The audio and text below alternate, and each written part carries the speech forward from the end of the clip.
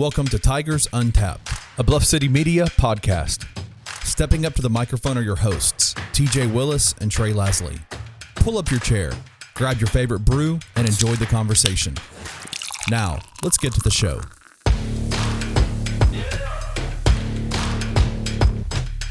What up, what up, what up? It's Trey, back with my man TJ. He's back from the, my dude was, it looks like your hair's gotten longer. You look like a Viking right now, if I say so. It's pretty long, dog. It's pretty long. How was a real winter up there in Minneapolis? It's cold.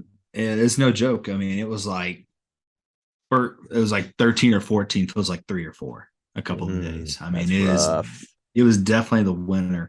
Also, I think I missed a recording with you and Kenny. Is that true? Kenny fill in for me? Kenny did fill in. And when we got to the rating, it was amateur hour. Let me tell you that. Well, I wanted to say, give me 1 second here. Is this happening, ladies and gentlemen, live on air? Did you just we haven't even done that beer before. What? We haven't even had it. We haven't done a tiny bomb on the show before, and you just crushed one. We're gonna have to take an ad break. What was that for? You guys did tiny bomb. No, we didn't. I missed a beer. We did Mexican lager, dude. You crushed the wrong one. You better go find a Mexican lager and crush it. I'm gonna be real honest. I'm not sure I'm moving anytime soon. All right. We're going to talk a little bit of football, a lot of basketball, but first things first, TJ, in your comeback episode, tell us what we're drinking tonight. Rockbone. Tonight we got Memphis made Rockbone. This one's kind of funny. You may have to look up I don't know what that means. You may have to look up the background story. This is a family show, so I don't know if I can say it or explain it, but we'll just say a certain news program station tweeted out a adult film link with Rockbone in the URL. No, that was his profile name. That was the guy's name. Anyway, look it up. Funny story. And it's a beer by Memphis made, so. You guys really didn't do Tiny Bomb? We really no. It was definitely Mexican lager, my man. You didn't listen to the episode? I mean, you had a lot of travel time there on a plane. You could have just cranked it out. With the 1-year-old. You know how much downtime there's traveling with a 1-year-old? Throw some headphones on old J-Dog and let him listen. He's not. That's not how these things work. He'd have crushed a milk while listening, just like Dad just crushed that. Definitely crushes milk. All right. Well, you missed last week. It's hard to believe, man, but football regular season is over. Tigers finished 6-6. What are your thoughts on that? I think it kind of is what it is, right? Team started off super hot. You're like, okay, maybe they've turned it around after this 6-6 year. And then I think you and I were just talking super about hot. Outside of the state game, no, they started off 4-1. Could you really complain? Like, you saw that state game. They were not competing in that first half. I think they started off probably as hot as you could have got them. And I think starting off 4-1. You lost what, 5 of your last 7 games? Yeah, losing 5 of 7 is rough. Especially those were OT or 1 possession for most of them, except for 2. Exactly. I think you look at it on how you lost, right? You've got the overtime loss against East Carolina, which is just the dumbest thing. You're 1 play away at Houston. I think if you actually make that sack and don't fall for Clayton Dune's stupid jump, or no, who jumped? Zay jumped? Yeah, Zay. Yeah, Zay jumped for the pump fake. I mean, you stop him there, the game's over and you win. So it's just little things, right? And they just all kind of piled up. UCF was winnable. I'll say this. Winnable. I saw on Twitter today, I don't know the publication that did it, but somebody released a top 25 / playoff rankings if every 1 possession or overtime game went the opposite direction. I'll give you a guess as to what Memphis was there. We were 10-2 if every one possession game had gone the opposite direction. Yeah, that's wild. 10-2. Yeah. This doesn't include a conference championship, so this had us 10-2 going into the conference championship on Saturday. Yeah. I'll just tell you, they had us 15th in the country. Okay. I was going to say 25, honestly, so whatever. But yeah, they had us 15th. I think in that scenario, we obviously, one of the losses would have been Tulane, so you're probably playing Tulane again. But yeah, we were 15th, and Tulane was, I don't know, right there on the fringe of the top 25. Sure. We were that close. No matter how you look at it. Does that give you encouragement, though, or is that just more frustrating that you're that close and you can't? I mean, that feels like back-to-back years where we're saying if one play goes the other way or we don't turn it over inside the red zone 4 times in 4 games, like, is that encouraging or? I mean, it leads you to play a lot of what if, right? I think that you get into these scenarios, you're like, well, had we beat, what if we had beat Houston? We could have carried that over into ECU. That's 2 extra wins. That's an 8-win season. And I think if you were talking an 8-win season right now, I think people are like, okay, that's growth. That's what we want to see. And instead, you're kind of just getting more of what you got last year. And that's just so frustrating, right? It's these close losses. It's why can't we put it together? And I kind of tweeted about this earlier. I think if you were to go to the players, they would say, hey, we didn't execute. If you go to the coaching staff, they'll say, hey, we completely botched the clock. We didn't use these timeouts properly. I think definitely both groups kind of come away with some fault there. And that's probably true. But I think when it's all said and done, that kind of comes back on Ryan and staff. So you give him one more year for him to kind of make up. Someone pulling in my driveway, kind of creeping me out. You give him one more year to kind of make do with what he's got. Great recruiting class coming in. They're currently crushing it there. They've got great pieces. So I definitely, I'm not going to say it's encouraging to lose the last 5 of your set or win only 2 of the last 7, I guess makes it sound worse, but against real bad competition, those last 2 wins. Yeah. Well, Tulsa's a weird one though. So you mentioned it's kind of hard to judge that. You mentioned recruiting though, and that is, I will say, they've been on a little bit of a tear here the last week or so. Yeah. By 247 metrics, we are up to, I think, 55th in the country. That's still with Sounds right. That's still with 1 unranked commitment. So him getting ranked, that you could jump up another spot or 2. But that is first currently in the current American. So that is first ahead of Cincy, UCF, Houston. And then by rivals standards, I think they are 47th, which is also first in the current American standings ahead of UCF, Cincy, and Houston, which I think, if I'm not mistaken, and by rival standards, that is, again, the best recruiting class, if it's to hold there, the best recruiting class in school history. It's back-to-back, I think, if they're able to pull that out. So some encouragement there. Transfer portal-wise, we've talked about it a little bit. I think you've posted about it, but nothing. I mean, we've had 5 guys, I think, hit the portal so far. Obviously, after the bowl season, you go through spring, there's probably going to be other guys that hit the portal. But at this point, there hasn't been, outside of Hastings, who played a lot and I think started, several games, like 2 walk-ons and a couple other guys that didn't really get much run, right? I hate, we did – I will remember you, Eric Rivers. What a spring game he had. So much to look forward to. Dude. So we never got to experience Eric. Eric, if you're listening and this is your farewell episode, hate to see you go. We were looking forward to you.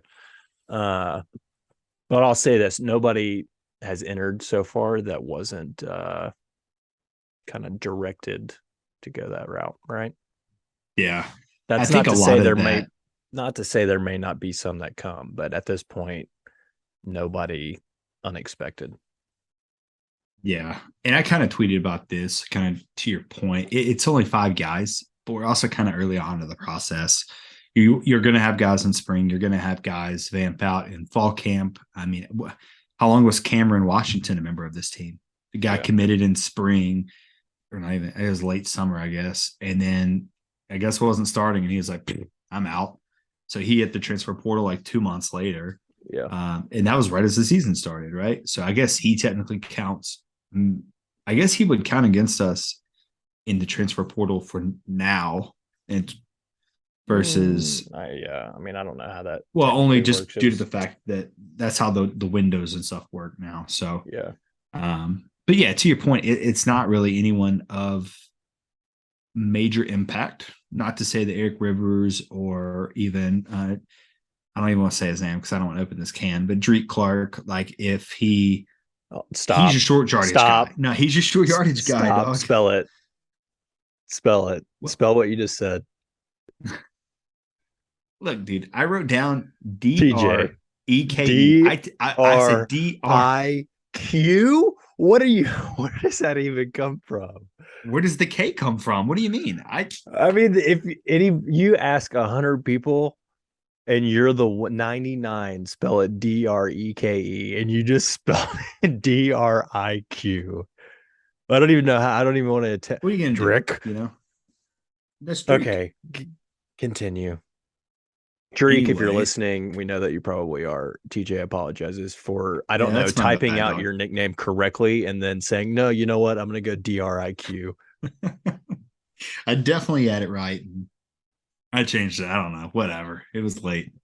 Sleep deprived. But I think that he could have been someone you already kind of have a big shuffle at running back. Is Asa coming back? He technically has that 5th year. Yeah. What's the health of Brandon? He just had that shoulder surgery. Obviously Ducker's here. He's looking good. He kind of finished the year kind of strong. Sutton Smith, like, I don't know how many times we got to rave about Sutton Smith. A lot of mouths to feed in the backfield. So I kind of get why some of these guys vamped out. And especially if we don't really kind of match with what you do. Like, I think Drake is a guy you just kind of feed. Kind of the same way we treat Brandon. So, yeah. On the other side of the portal, though, we did land our first portal commitment today. I mean, I don't know if Joel Williams counts towards this cycle like you're saying, but RJ Adams, former Kentucky commit, class of 2020, he was like a top 25 guard, I think, rating, 3-star kid, fringe 4-star, transferred to Georgia Tech, now transferring here 6'3", 326. So maybe some help coming on the O-line there, but what other area would you say that they need to kind of focus on besides offensive line in that portal? Defensive line. I think those are the two on both sides, right? If you look at the defensive line, Cormonte actually played really well. If you look at it statistically, he led the team in sacks. I think he was top 10 in tackles, and this is as a defensive end. He was kind of a quiet guy. Like, he didn't seem like you were getting much from him. But then you look at the stats and like, okay, damn, this guy was actually chipping away and actually putting up a lot of tackles. I did that the other day. I looked at I was like, damn, I don't even know who led it. What I was looking at, and we're going to have to do the episode, is go back and look at our superlatives, what we picked. I was going to look at and verify that Zay was the leading tackler. He was. I can confirm that. I saw Cormonte was the sack leader, and I was like, damn, that was a very quiet sack leading. I mean, 4.5 isn't a ton, but still did not anticipate that. Yeah. And then Cameron, obviously, you and I have kind of talked about Cameron back and forth. Obviously, just a monster in a mountain in the middle of the defensive line. He's kind of in a position that's unfortunate because he's not going to be a big box stat filler upper. Like, he's just not going to do a lot of things for the box score. Looking at it, I mean, he ended up finishing with is that an official title, a box stat filler upper? Yeah, I think so. He ended up finishing with 40 Sorry, tackles. Cam, you're not a filler upper of the box stat. According to it's not just Cam. You TFT. Freaking talk about Mount Cody. You can talk about anyone who's played nose guard. It's kind of an ugly position in the sense that, a lot of the work that you do doesn't show up on the box score. Like, you're not going to see that he required 2 guys to block him all night, but still put up 40 tackles. That's as many as Davion Ross, which is kind of impressive considering Davion didn't play that many games. But, I just think D-line is definitely where you're going to need some help. You're losing Ducksworth. Whitlow's back. Brockington will be back and healthy, but I just think they could use a little bit more depth. Maybe we'll get Josh White with a little experience and stuff kind of going forward. Maybe linebacker as well, secondary. I mean, there's a couple of things we could fill in. D-line linebacker, yeah. Defensive side for sure. Should I answer this? Look who's calling. Is it K-Stub. Freaking Kimbo Slice. Kimbo. I'm not going to answer. I'll call him back. Kenny, if you're listening, we know that you are. I will call you back. Sorry, dog. We had a question before we started recording, but you were unavailable. What are you going to do? All right. How important is this bowl game? 9 years straight. Utah State, they're horrible. We opened at 10.5-point favorites. It's down to a touchdown ball game. I don't know what happened. I don't know what's going on. I don't know why money's flowing in on Utah State. Maybe people think we're that bad. But how bad is it if you lose that game and you finish the year 6-7? Pretty bad. Given who the opponent is, too. I mean, we're talking about a Utah State team that lost by, 3 or 4 scores to Weber State? Weber State, but yeah. I would say it's pretty bad, only because the optics of it, I guess we all assume that if Memphis played in the bowl game last year against Hawaii, they probably would have won because Hawaii was a disaster. Like everything about it, the team hated the coach. Nothing was going right. They didn't even have enough players. They're going to have to play both ways. Nothing was going well for them. I think we would have assumed that Memphis probably would have won, but so they would have finished 7-6 last year. Yeah. And then if you come back and go 6-7 this year versus a team that you find vastly inferior, and I think in terms of all statistics, they are vastly inferior. Like it's pretty bad. Looking at SAG ratings right now, has them at 111. I mean, it should be. This is in the 50s. I don't want to jump too much into it because we'll do a bowl preview episode. But I mean, right now it's you got to win by 2 scores. At least, yeah, I think they will. But that's not a game that you can lose for sure. You get an extra month of practice, go out, put another game out there, try to pull a full game out, blow them out, build some mo, go into the winter camp and spring camp. Yeah, and it's also not even just to mention that, like, I think it kind of puts some positive juju on the team, kind of going into that new year. Like we've kind of talked to only 5 guys that hit the portal so far. So right now you're kind of like, maybe things aren't as bad as some of these people are kind of making it seem. Like, yeah, the team may be 6-6, but they seem to like the coaching staff. They seem to be happy here. They know they can be better. So, you're already kind of off to a good start to the offseason, I would say right now, even though they're coming off a 6-6 year, but things they seem like they're trending upward, right? And especially if you can get a bowl win, your 7 wins, not a dramatic jump from 6 to 7 wins, of course, but I definitely think, it would definitely help out. I'm trying to look at Utah State and who they've played. Not a damn body. You got smoked by Alabama, lost to BYU. Yeah. I mean, what are you going to do? Well, yeah. Not good, Bob. It would be, to lose that game would be not good, Bob, for sure.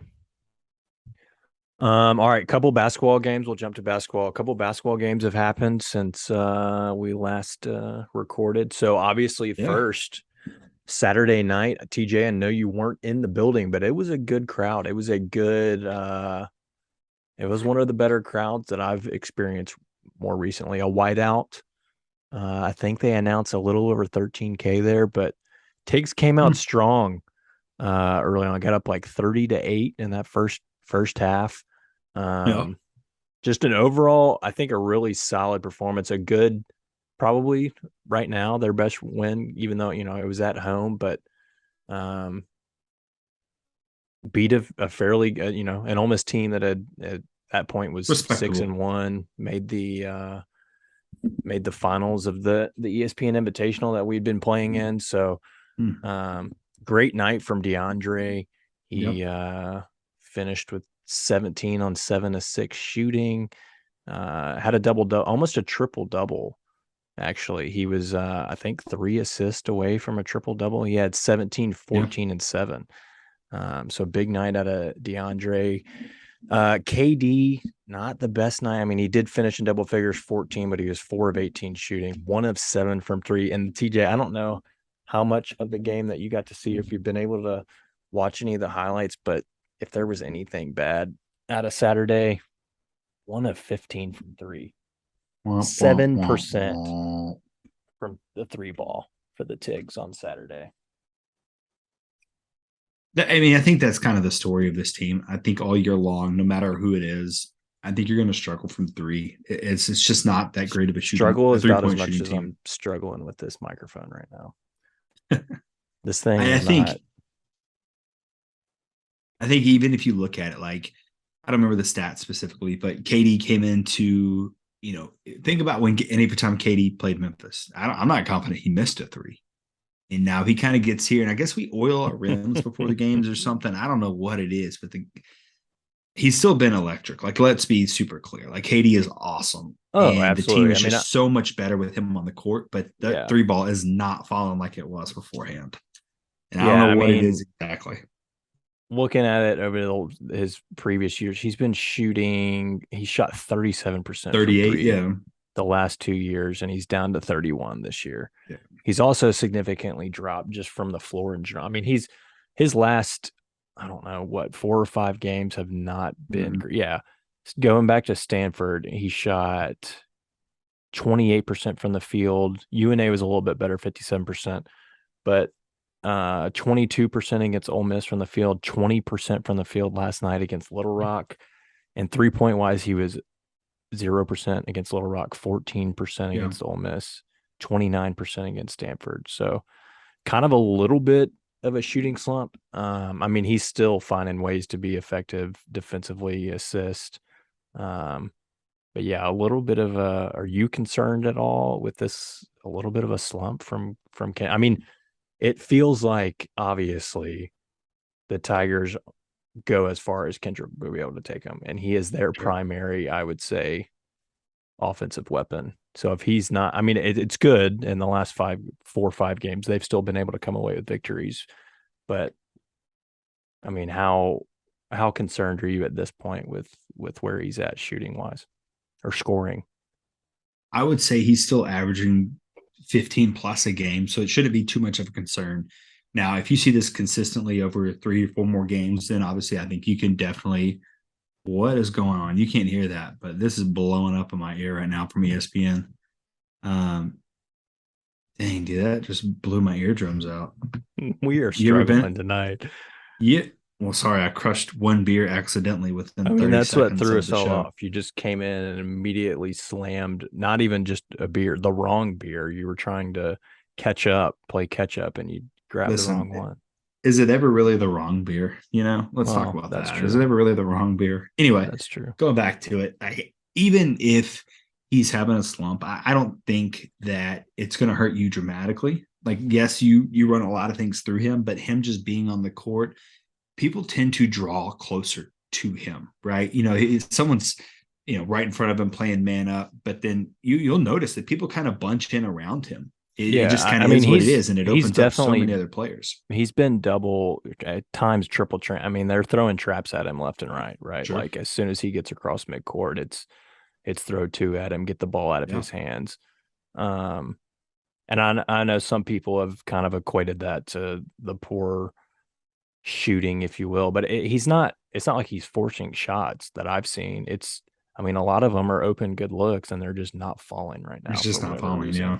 Right. It's not like he's drawing a double team and then chucking up something from 22 feet. He's getting the ball out of his hands. He's finding another teammate. We're getting it back to him. He's getting a good look. They're just right now. And I think, not to move away from Ole Miss, we can still touch on that, but you saw a little bit of that frustration from him last night against Little Rock, right? He was clearly struggling early on, got frustrated, a couple of fouls, and then obviously got ejected, which, thank goodness they looked at it, deemed it was no fighting. I don't headbutt, whatever you want to call it. I think they officially said it was a headbutt, and that's what got him thrown out. But clearly, anyway, some frustration on his part with just, not being able to find the bottom of the basket right now.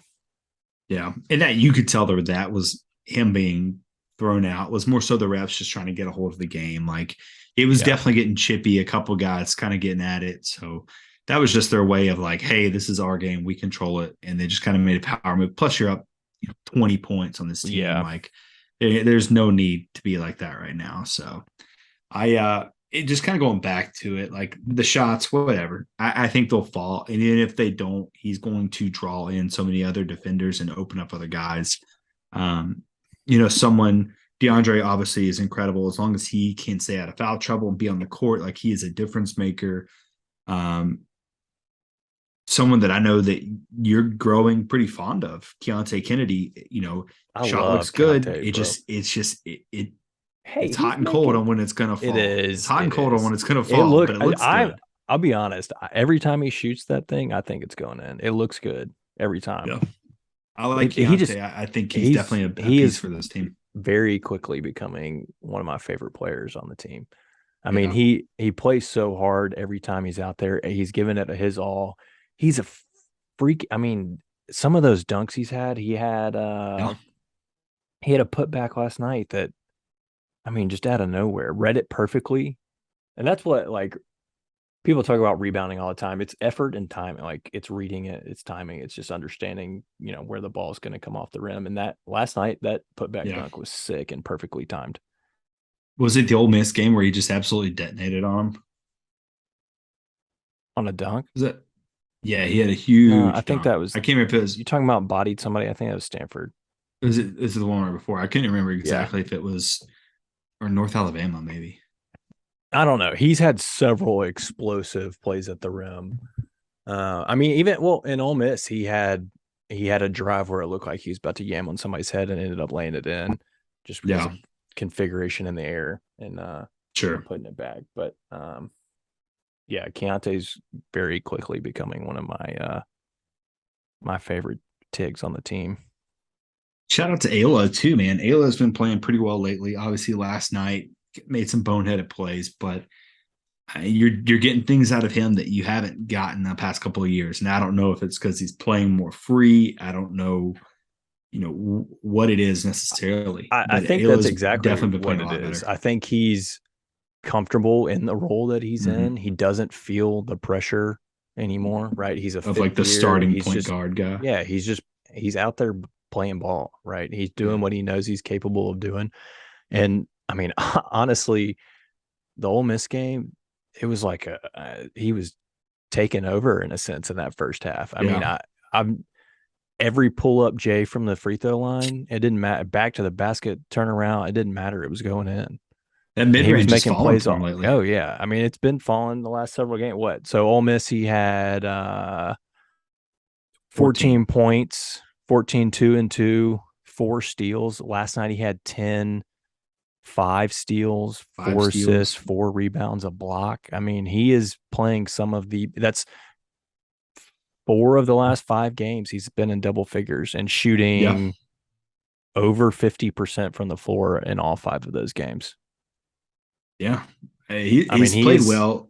Arguably, I mean, I would say for sure playing the best basketball of his Tiger career for sure right now. Absolutely. And probably couldn't come at a better time, right? You're at a time where we're talking about Kendrick struggling, shooting from the field, and Alo's stepping up and shooting above 50% 5 straight games. Like, guard play. It's what wins, teams that advance in March have great guard play. And if they can both click, if you're getting 20 plus again out of Kendrick, and then you're still getting 12, 14 that Alo's been able to put up the last 5 games, like, we can be dangerous. Yeah, that's college basketball, right? You'll have some of these runs by these teams with incredible big men, obviously Gonzaga, Iowa come to mind.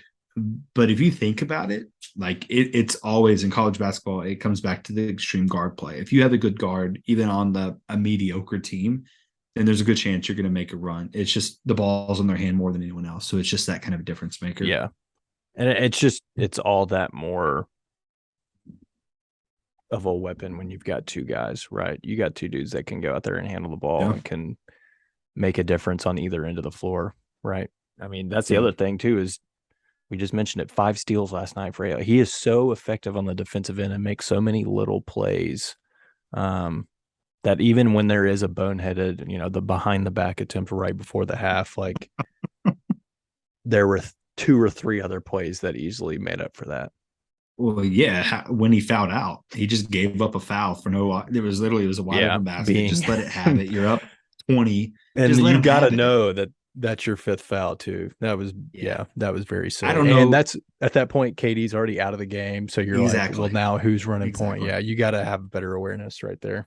Yeah, I don't know if that was Alo just being frustrated, because immediately after that play, the Little Rock bench started kind of chatting to him and kind of talking to him.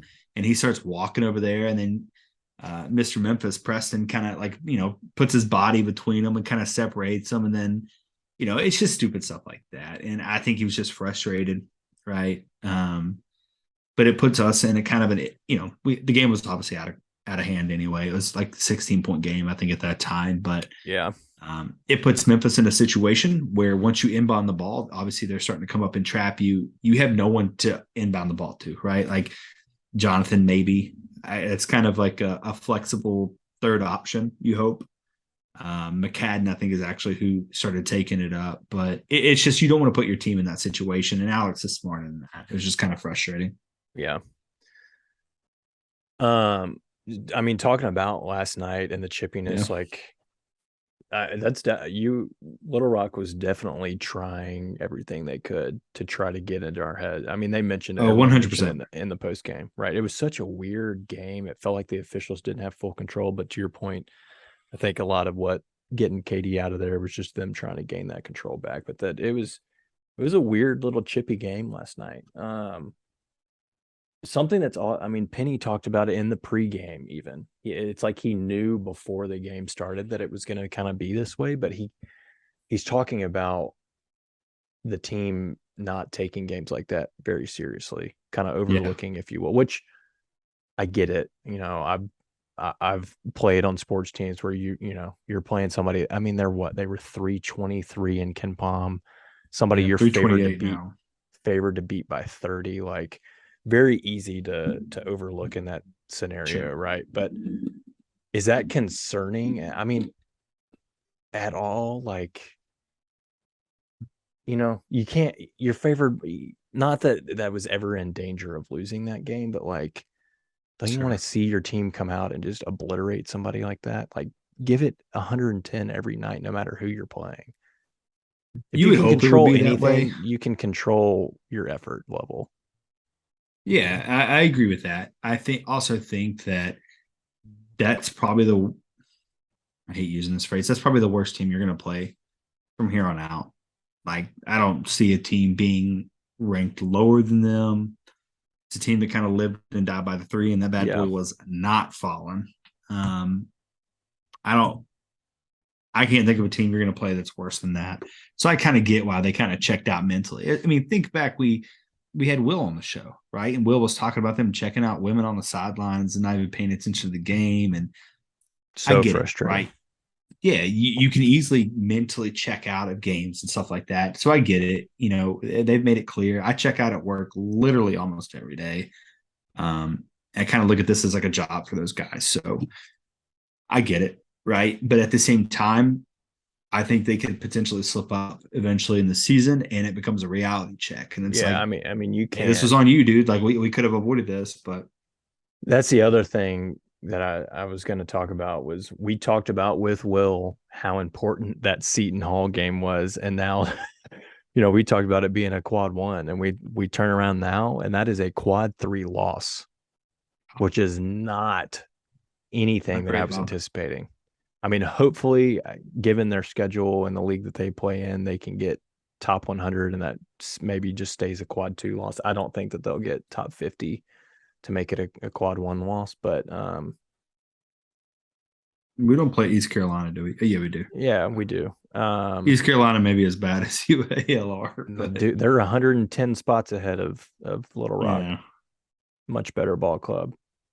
But yeah, you got to come in every night and understand that, like, teams you're supposed to beat in a blood, like you got to metric wise, net wise, like you need to beat the teams you're supposed to, like Houston does. I mean, they freaking destroy people, and you got to do that. Like, it's so important now. Like, we need to be as highly rated in these metrics as we possibly can for seeding purposes for different reasons. So, like, yeah, you can't afford to come out against Alabama State, who is actually, TJ, they are worse than Little Rock. They are they worse? They really are. doubted They it. are 351 in Kim Palm right now.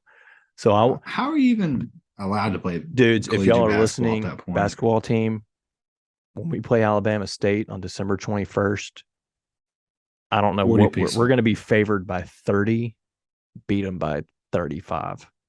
Just absolutely destroy them. I mean, that's I what will you got to say do. basketball, this is different between football and basketball. In football, I don't really think that you get credit for style points, right? Like I think to an extent you definitely do.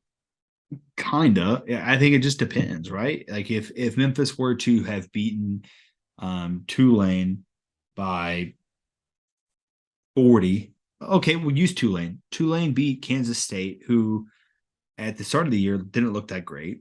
And then went on, you're like, okay, Kansas State actually pretty dang good. I don't know if Tulane got any type of extra bump for winning that game because they're still a fringe top 15. Are they even top 15? I think they might be right at 15, but I Anyway, think they're. if you I do that think in they are. basketball, you win by 15 points in basketball or whatever it is. Like you definitely get a higher vote. I think they definitely play style points in basketball. Well, the difference too is, I mean, the net is the NCAA. I mean, that is what they use for. Yeah, there's a the clear tournament, grading, I right? guess And that's a good there point. is a direct correlation to be. I mean, that's in the formula is winning by 15 plus, Yeah. right?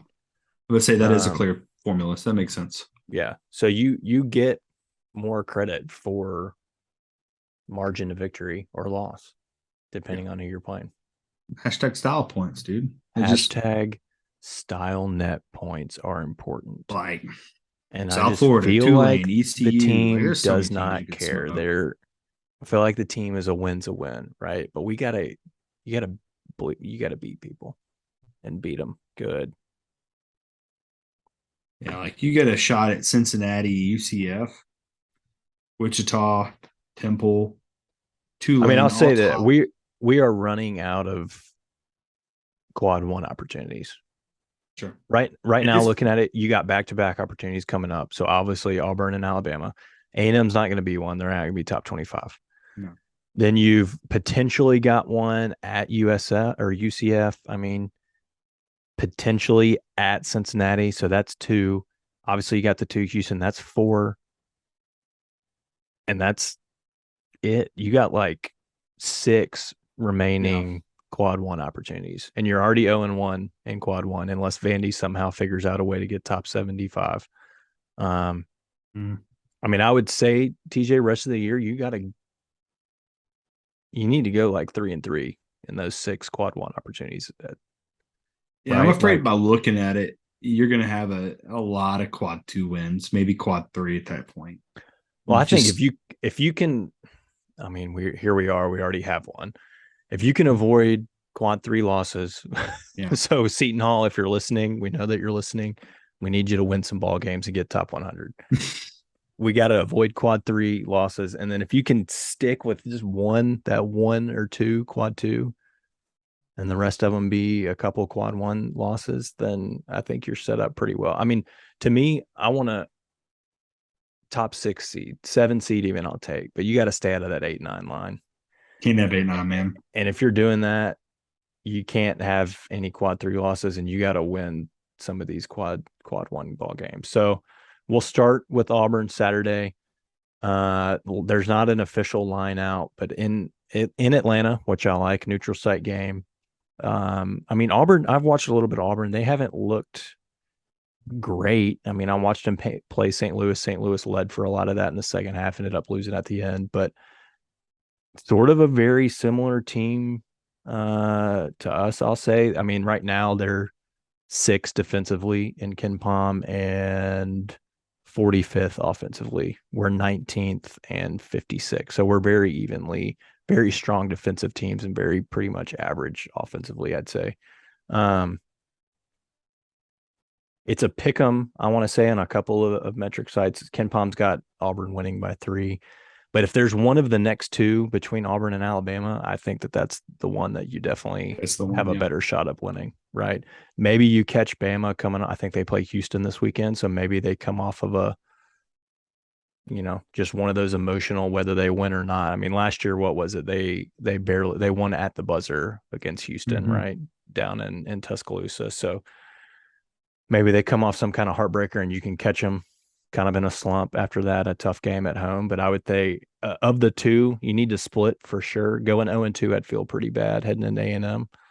If you can split and take Auburn and Atlanta on Saturday, I'd feel pretty good about where we stand at that point. Auburn is not one I feel great about. You know. I know. TJ texted me the other day and said we were losing by 13, and I'm not accepting that. And I think I said that out of frustration, just because of I know what could go. Like, it's freaking Murphy's Law, right? What could go wrong, will go wrong. And I think that maybe 13 is a lot, but I also I'm concerned about the 3-point shooting. Auburn's not really known for their 3-point shooting either.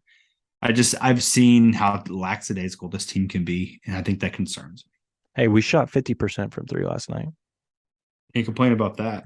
I was speaking look, if you can hit 5 to 7 threes a game, I think you're fine. You're in every game. Defensively, you play well enough. If you can hit 5 to 7 threes, and I'm saying that if you're taking 15-ish. I mean, we were 6 of 12 last night, right? I think that's perfect.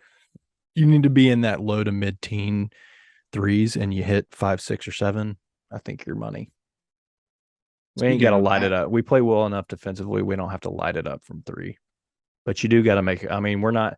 You can't come out and when you take them. Yeah, you can't come out and go 1 of 15 like you did against. I mean, granted, they won the game and they were up, and it was never really in question. But against a better team, you're not going to be able to go 1 of 15 and win very many games. They would definitely win the rebound battle. I think that's kind of the problem that I see being the biggest issue. Is I don't particularly think Memphis is a great rebounding team. I think we saw that last night with Little Rock. I mean, through 80% of the game, they were smoking us on the boards. Yeah. And it wasn't until late into the game that we even brought it close. And I don't even know if we technically won the rebounding battle. I do wonder how much of that, though, is like what we talked about earlier, is just them not being truly focused on the game, right? Like, we've talked about it. Well, that's an issue still, right? I mean, I know it is, and it's concerning that if they can come out. I mean, Penny said he's working on getting them to be locked in on the opponent that night, right? But I don't know that I'm terribly concerned about rebounding at this point. I mean, in game, like, and that's the thing. Like, I know they're going to be up for the game Saturday. It's a big game, nationally televised, a ranked team. I think they're 11th in the country, so nearly a top 10. It's a great opportunity for a win. I think they're going to be locked in and ready to roll. Yeah, I would agree with that. So you kind of have like that little brother mentality in this game too. I feel like Auburn definitely thinks they're a better basketball team than Memphis. You just referred to us as little brother to Auburn basketball, and I'm not. That's me speaking for Auburn, though. We're moving on. That's the most ridiculous thing I've ever heard. If there are any Auburn fans listening and you think that we are a little brother as a basketball program to you, please contact us directly via Instagram or Twitter. Direct messages will speak. All right, on to prediction. There's no line out yet, but we'll go with what Ken Palm's got it at. We'll say it's 3.5 Auburn. Auburn minus 3.5. Give me your prediction and player of the game. Not necessarily player from like a standpoint, but like a kind of a out of the box player of the game. Somebody that's going to make a difference, but may not necessarily be like MVP of the night. I mean, it has. You had an answer. Just go with it. I do have an answer. I think that it has to be DeAndre. Because I just sat there and talked about rebounding. Like, I think that if anyone's going to be the biggest difference maker, it's the guy that 2 games ago pulled in 14 boards. Like, where is that guy? You give me 17 and 14 from DeAndre, like a night. Yeah, are you joking? Yeah, little brother who? Yeah, Yeah, I do think that Auburn wins. I do think they cover it if it's 3. And that's just from like little metrics that I look at and stuff like that. I just think that they do rebound it better than we do. In terms of shooting, they don't really shoot much better than we do, but it comes out of rebounding for me. Yeah. It's that stupid little stuff where they're cleaning up boards. Yeah. Yeah. No, I agree with you. It's going to have to be somebody. I mean, DeAndre is going to have to have a big night. I'm going, though. We've talked about him already.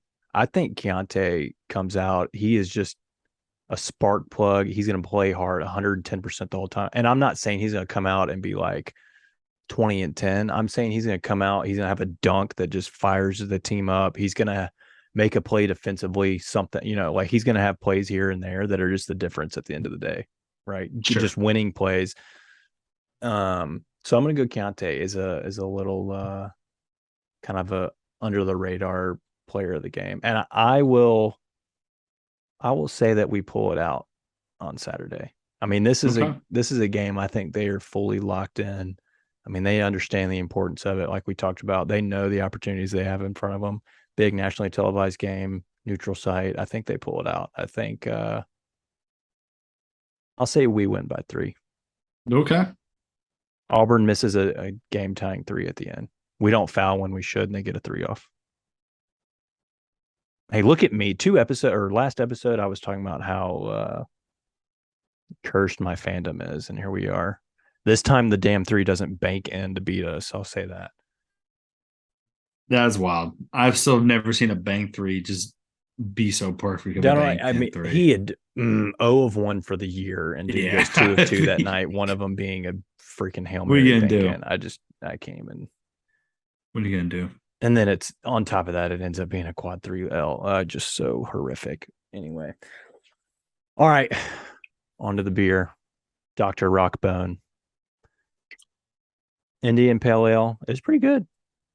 Yeah, I mean, I'm not a huge IPA guy, but it wasn't bad at all. It what was it in the last beer? I feel like it had a ton of it. Freaking dang, it's gonna bother me. We had that one beer and then we had like just copious amounts of it, and it's like coating my mouth with it. Now I can't shake it. Yeah, I have no idea what you're talking about. Dang, dude, not helpful. This has a lot of it. An ingredient in the beer? Yes. I can't remember. It like is coating my mouth. That's the only problem I have with this. I feel what you're talking about. I get that too. Drinking some of these IPAs is the like, it's not cotton mouth. It's like a weird. I know what you're talking about. I mean, I'm sure it didn't help that I crushed a tiny bomb like right before jumping into this one. Probably should have cleansed the palate, pull out a little ginger, but I didn't do that. And no, this is good. I don't know how many of them I would have, right? Like, I don't think I'm crushing 3 of these things. I don't know. 6.9%. I'm not buying a 6-pack of these for sure. Nice. I'm with it now. They do that on purpose. You think it really is that, or they just put that? It's 6 and they put that on there. Or maybe it's 7 and it's 7, they rounded down. I just said it. Didn't even think about it. Still very basic. I mean, we've talked about the Memphis Made ones. They're all relatively the same. Them right now, seriously. This one has a little bit, obviously, if you know. But can's disappointing. I mean, this is very meh. I'm going 5.1 on the can. Beer. It's a good beer, but like you said, I'm definitely not buying a 6-pack of these. So, I'll drink one again, but I'm not like seeking out any rock bones. I'm going to go 6.2 on the rock bone. They can't. I'm with you, dude. They can. It's so dumb. I don't even remember what I gave it last time. I'm gonna say like a 5.2. Actually, I'll say same. I'll say 5.5 just because of the story behind Rockbone. I think that's hilarious. And I kind of see what they're doing there. That is, and the 6.9 made me laugh. So I don't even know if that's on purpose. It could legitimately be 6.9% just a coincidence. And It's just a coincidence, and it made me laugh once I realized That would it. be But a heck of a coincidence, though. I'm with you. I don't Memphis think the made. We beer- see what you did there. the beer's fine. What did you give it? A 6.2. 6.2. I was gonna say 6.1. It's fine. It's my mouth is coated with something, and I'm about to look up the Saliva. freaking. I know, like sludge. I don't know what it is. I'm gonna look up the Did you get ingredients. Is a it freaking malt? bad It's malt. No, it's malt? malt. That's what I'm looking for. Yeah, that's the word I'm looking for. My mouth is like coated with malt right now. Like I ate like 15 Whoppers, not like the burger, the candy, and it's like I don't love it. Whatever it is, I don't love it. I mean, it's just saliva. Hey, that tiny bomb what was it is. good though. Just Shout out. an Well, update on that one. we were going to do crush a that one tiny again. bomb soon, but We still can we'll see. Now that TJ's just crushed one on the episode. catch up. All right, for TJ, this is Trey. Tigers Untapped. Come with the cold beer, stay for the hot takes. Peace. If you enjoyed this episode of Tigers Untapped, please leave a like and a comment wherever you download your podcasts. Head over to bluffcitynil.com for comprehensive coverage of Memphis Tiger athletics. We will see you back here next week.